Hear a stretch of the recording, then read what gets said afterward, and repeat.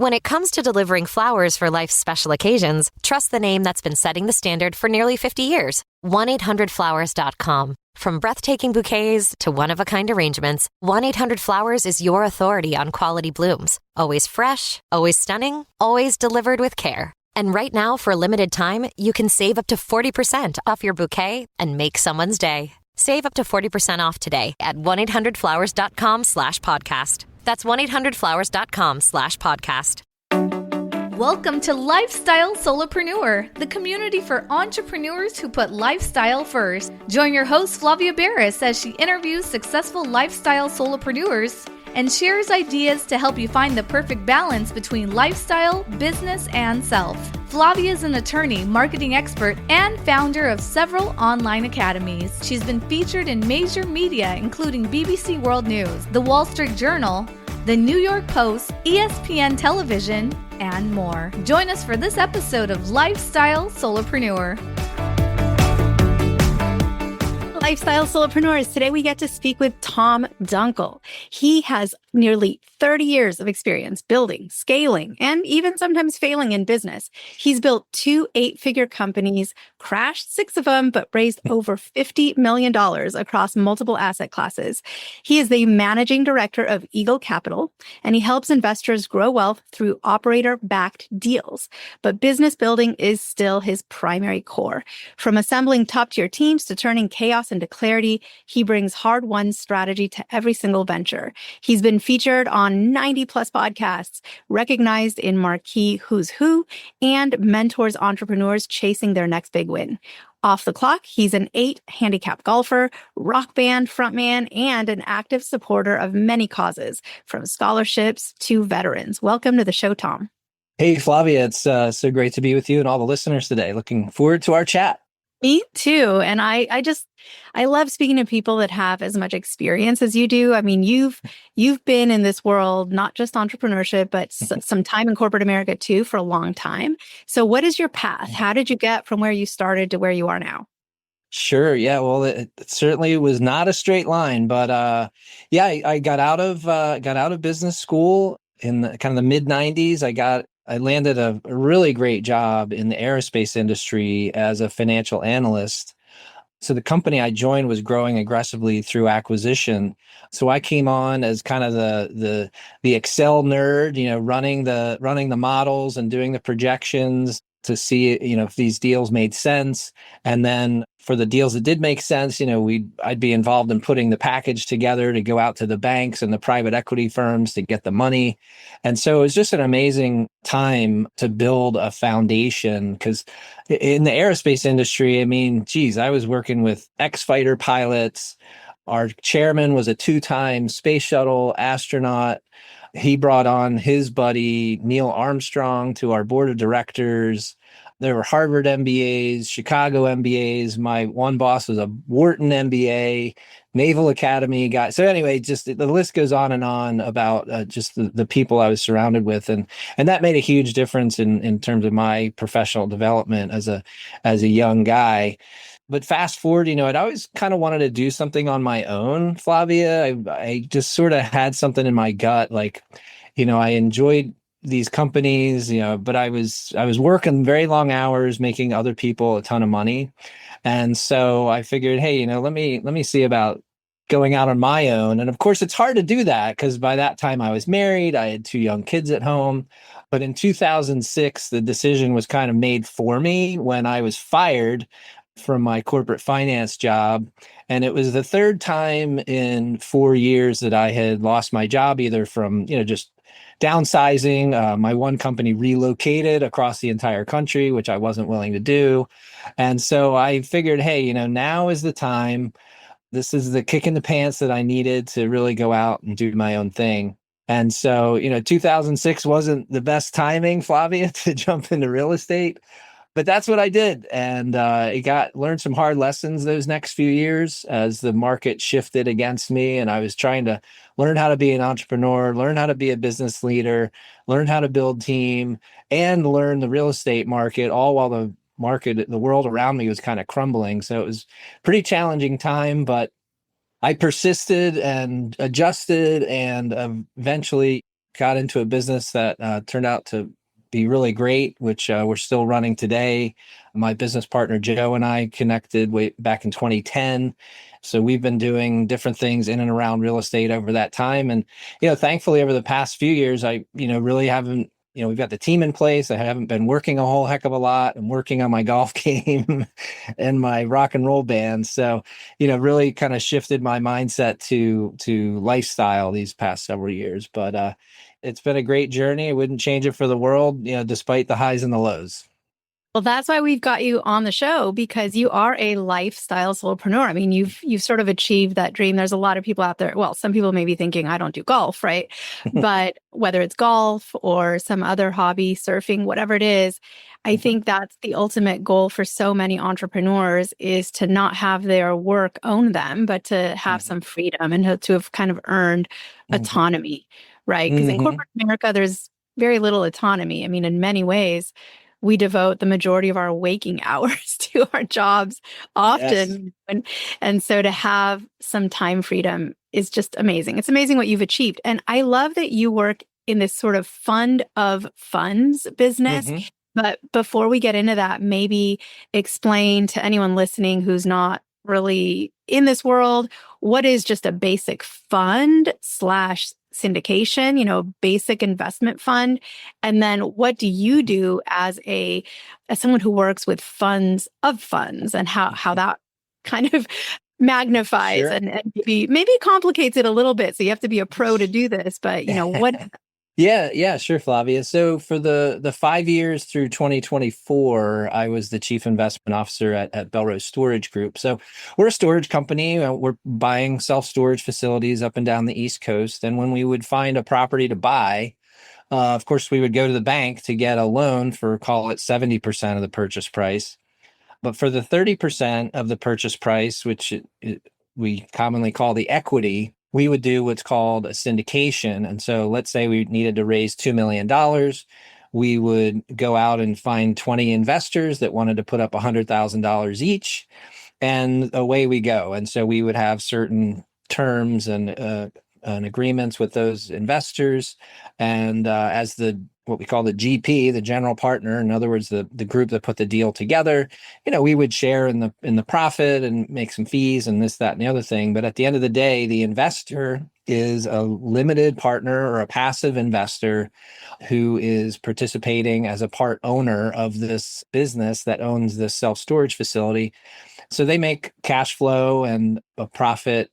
Hopefully, if the deal goes well, they get their capital back and a profit at the end of the deal when the property is sold. So that's kind of how a basic syndication works in commercial real estate, because you can find those types of syndications in self-storage and multifamily and mobile home parks and medical office, at medical office buildings across the board. There are syndicators, they're called, out there who put these groups of investors together to buy these properties.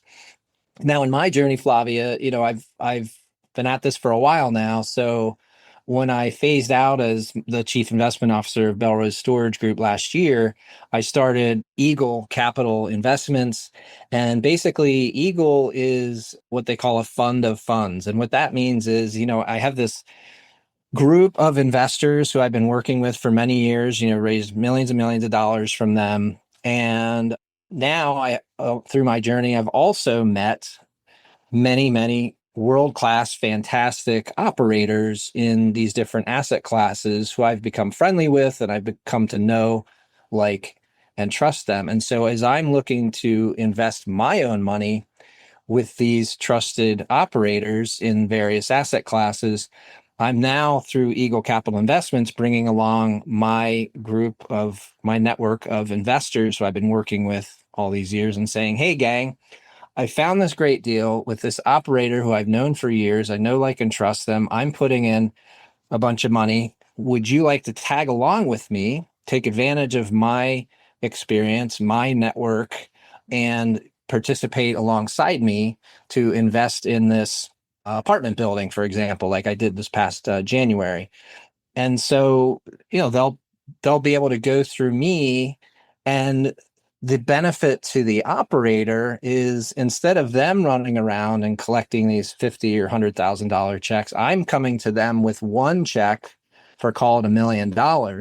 In exchange for that ease, they will give me and my investors better terms than anyone that goes to them directly. And so, as an example, instead of them investing 50,000 directly and getting a 7% preferred return and maybe a 70-30 split of the deal, if they go through me, they'll get better economics in that. So they might get a 7.5 or 7.75% preferred return and maybe a 75 or 77% profit split. And so they can make a higher return on the same investment if they work through me. And of course, because I'm a capitalist and an entrepreneur, I make sure there's a little room in there for me to make a little fee for the good guy for putting the deal together. But that's fundamentally how a fund of funds structure works. That's amazing. And I'm putting on my lawyer hat here, right? I do have to give the disclaimer on the show because especially as a business Sure. and real estate lawyer, I get a lot of people that come to me and say, hey, I just saw this amazing opportunity to buy this building. It's great. Hey, you're a lawyer. Can you help me draft up whatever documents I need? I want to take on investors and I want to go to my family. And if I can just get $10,000 from each person I know, I could buy this, everyone profits. This is going to be great. And I usually have to sit with that person and explain that gathering funds from friends and family and really from anybody is highly regulated, right? There are so many I's to dot and T's to cross, and you have to do it correctly in order to avoid later being sort of accused of illegally raising capital. And so there's a lot involved there. So I don't want anyone to listen to this podcast and say, I'm literally going to go right now today, find a great building and talk to my friends and family. We're going to pool our money together and go forth. You do have to take some sort of steps and they're all doable, but you have to know what you're doing. So consult with your tax, legal, and financial advisors before proceeding. But it is a very sort of common area of business, and in particular real estate, is for funds to go in and make these investments and operate them. And there's a lot of passive investors, which is why it lends itself so well to this topic of lifestyle solopreneurship, because one way to be a lifestyle solopreneur is to do what you do, which is putting funds together and being the one doing all the work. But then there are also people who just passively invest. Their only real component of this venture would be selecting the right fund, right? The right fund where you know and trust the operators and you've done your due diligence, writing the check, signing some documents, and later receiving checks. And that's the extent of their time involvement would be really passive. So tell us a little bit about that. What do these investors look like? Do you have sort of a typical profile for the people that end up investing? Or is it just all across the board? Sure. No, that's a great point, Flavia, and I'm glad you brought that up because you're right. Everything needs to be properly documented, I's dotted, T's crossed. And I would warn people listening, like if someone comes to you with a deal asking for money and they don't have those documents ready, that's a huge red flag, and you should stop and not do that deal. Because having raised 50 million plus myself in this fashion, I can't tell you how many private placement memorandums I've done, but every deal that we do here at Eagle Capital Investments is properly documented and buttoned up to protect everyone. So I'll just throw that out there. But yeah, you really hit the nail on the head. That, for me as a lifestyle guy, I have my passive investments that are generating enough income to cover my monthly expenses. And then when for the Eagle Capital Investments side of things, like I can choose to take on a project or maybe not take on a project. And so it allows me to really manage my time and my freedom. But as far as the investors that we work with, we're typically working with in most instances, accredited investors. So you can Google what that means if you're not sure what an accredited investor is, because I know we're trying to keep the podcast a little short here, so I don't want to go into those weeds. But basically, you have to have a certain level of financial wherewithal to invest in certain types of syndications that I would be putting together. But so there's that. But building a passive income stream has become more and more critical, I think, Flavia, because there's a lot of high achievers out there who, maybe they're an amazing doctor or an amazing lawyer, or they have this amazing business, but a lot of times their wealth is so tied up in that one thing. And then all of a sudden AI comes along and it disrupts things. And next thing you might have been making $1 million or $2 million a year. And now, you're in this situation where, geez, your income may have shifted, way down because AI might be replacing or disrupting your industry. And so it's just really important for those high achievers to have this portfolio of passive investments, because I think the average millionaire has like 7 streams of income or something like that. I think I read one time, Flavia, but it's really important to diversify, your personal income. And so that's kind of what I'm out there preaching to my people is, it's really important. I know you're really good at your job. You built this amazing company, but you've got to diversify your financial risk across these passive investments that are going to be generating income for you. So if something does happen and, you could run into a health issue, or maybe there's some other family issue, or, an AI comes along, or some other disruptive technology, you've got to have something to fall back on. Absolutely. And AI is disrupting a lot of industries, and a lot of people's careers are going to shift because of AI and what it brings to the table. Do you use AI in your work, or do you see it affecting sort of the world of funds and syndications?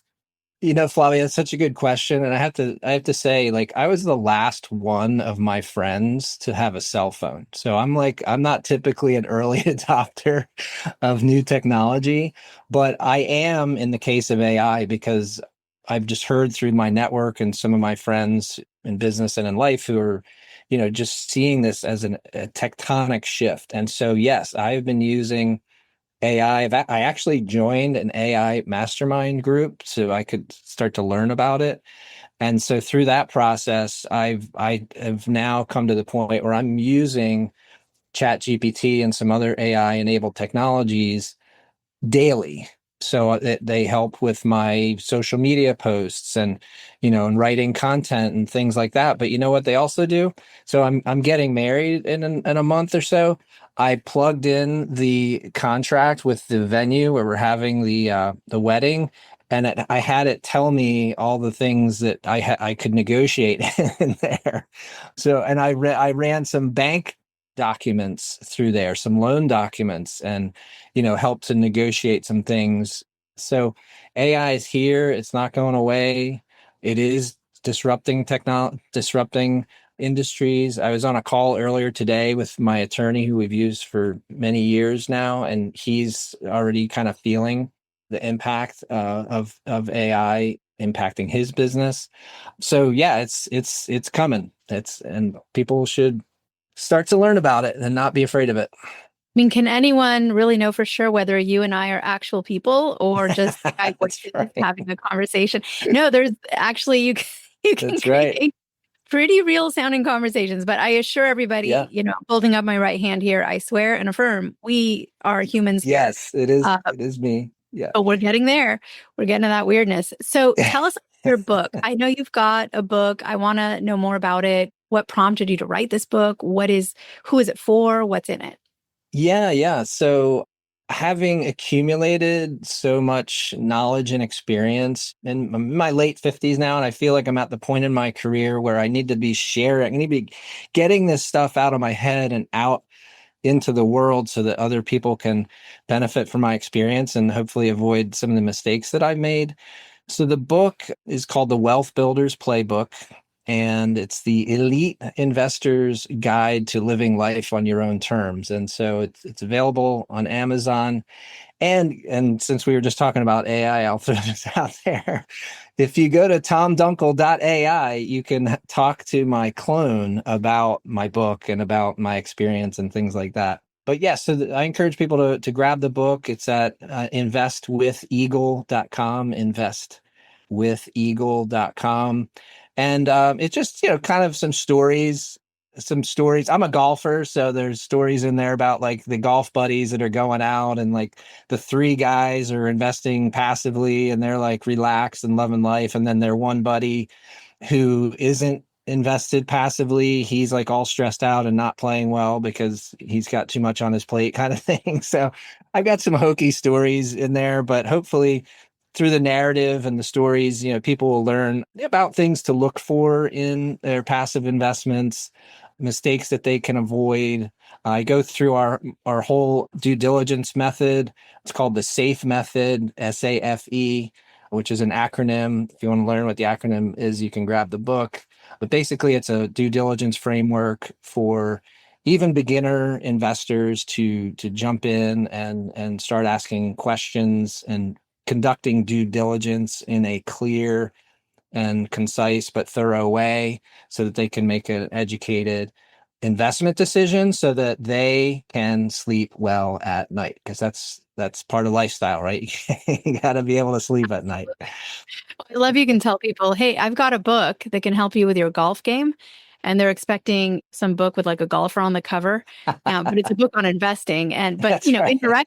indirectly, because golf it's a mindset game, and definitely, if you find your inner peace and I think it'll improve your golf game quite a bit.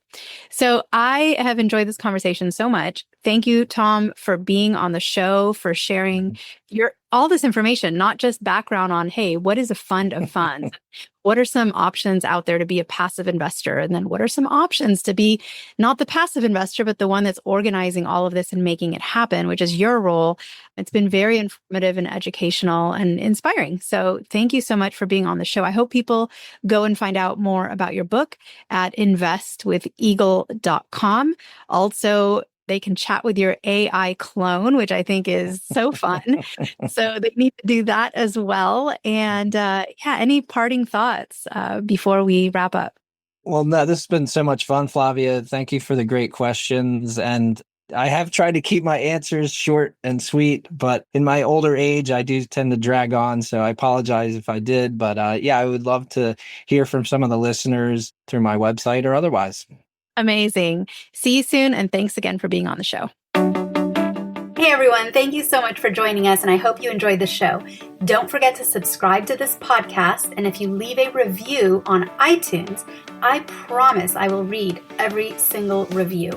If you know someone who makes a full-time living from part-time work, and maybe this is you, please visit lifestylesolopreneur.com to nominate a guest or to nominate yourself.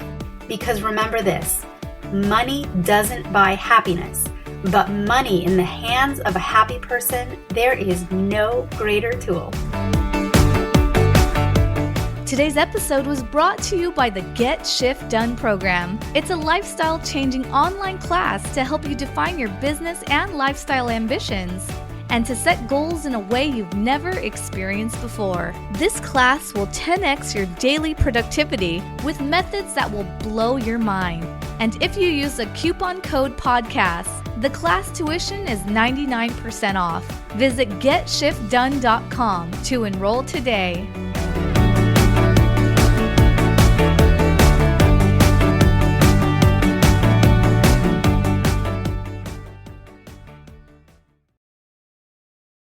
Fall is all about cozy comforts, but when you're prioritizing your health, it's easy to feel like you're missing out. With Hero Bread, you can enjoy all your fall favorites because they're made with Hero Bread sliced bread loaves, tortillas, bagels, dinner rolls, and more. Try their all-new Hero Noodles with 12 grams of protein and just 80 calories. So skip replacing every carb with cauliflower and indulge in your breakfast, lunch, and dinner time favorites while still hitting your goals. From breakfast bagels and meal prepped enchiladas to mouth-watering burgers and cheesy noodles. You won't believe Hero Bread's options have 0 to 5 grams net carbs and are high fiber from the taste and texture. They've even got small batch drops of indulgent favorites like the popular Hero Croissant. And right now, Hero Bread is offering 10% off your order. Go to hero.co and use code FALL25 at checkout. That's FALL25 at hero.co. All figures are per serving of Hero Bread. Contains 2 to 18 grams of fat per serving. See the product nutrition panels on hero.co for more information.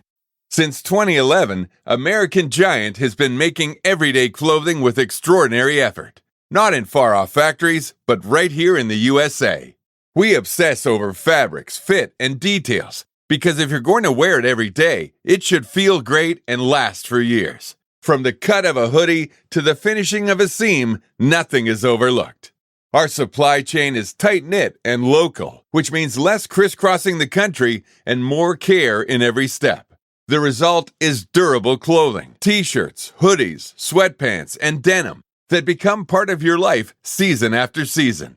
This isn't fast fashion, it's clothing made with purpose by people who care as much about how it's made as how it fits. Get 20% off your first order with code STAPLE20 at American-Giant.com. That's 20% off your first order at American-Giant.com with code STAPLE20.